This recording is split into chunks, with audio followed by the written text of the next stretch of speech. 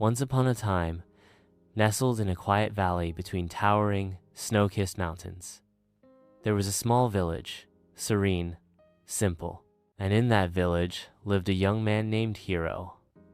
He wasn't famous. He wasn't a warrior or a king, but he had something rare in unshakable kindness, a brilliant mind, and a work ethic few could match.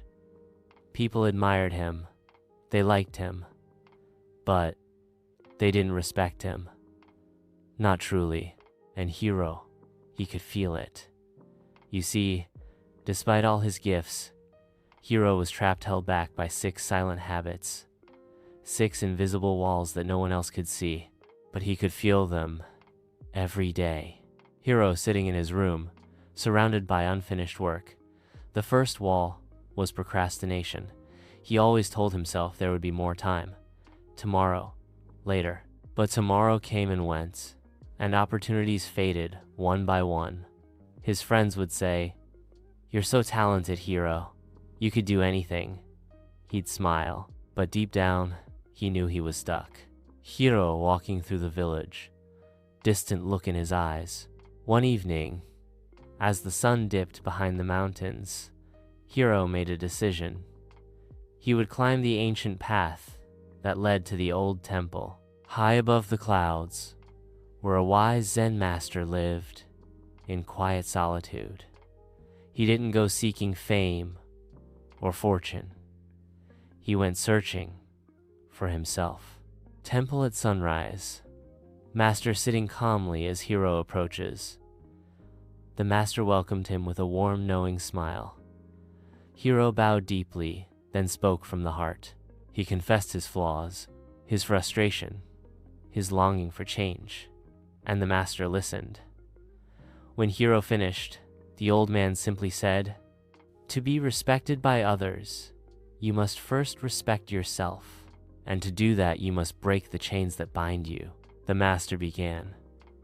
"The first habit you must leave behind is procrastination.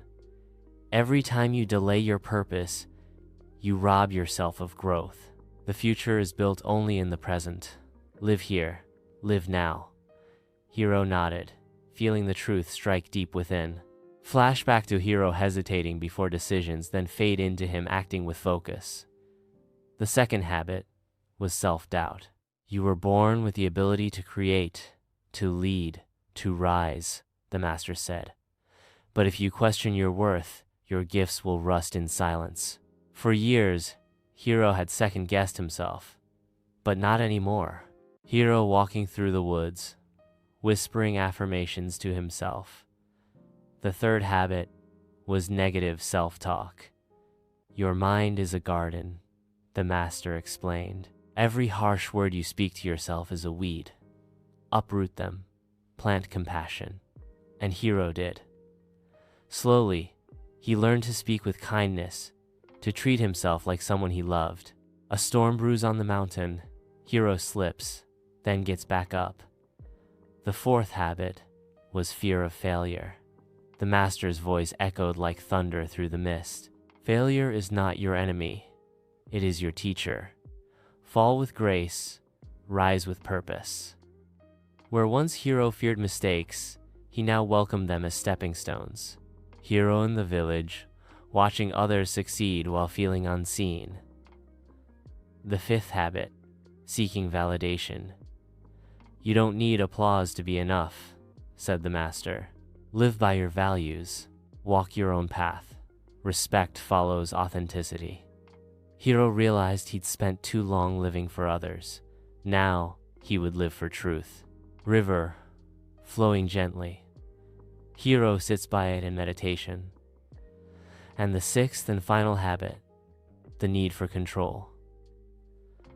"Life is wild, unpredictable," the master whispered. "Trying to control it only leads to pain.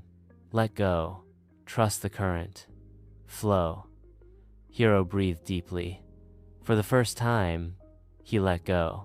Time lapse. Time lapse of Hiro transforming over weeks, months, training, learning, helping others. Voiceover. Day by day, Hiro changed. He rose early. He acted with purpose. He believed in himself. He spoke kindly to the mirror. He welcomed failure. He stopped chasing approval, and he surrendered to life's flow. The village notices. People greet Hiro with admiration and warmth. And slowly, the world changed around him. People began to respect him not for what he had, but for who he was. His strength, his integrity, his quiet power. Hiro teaching children, guiding others on their path. He became a mentor, a guide, a symbol of what's possible. Not because he was perfect, but because he had the courage to grow. Hiro overlooking the mountains at sunset, a peaceful smile on his face. Gentle, closing tone. So what about you? What habits are holding you back?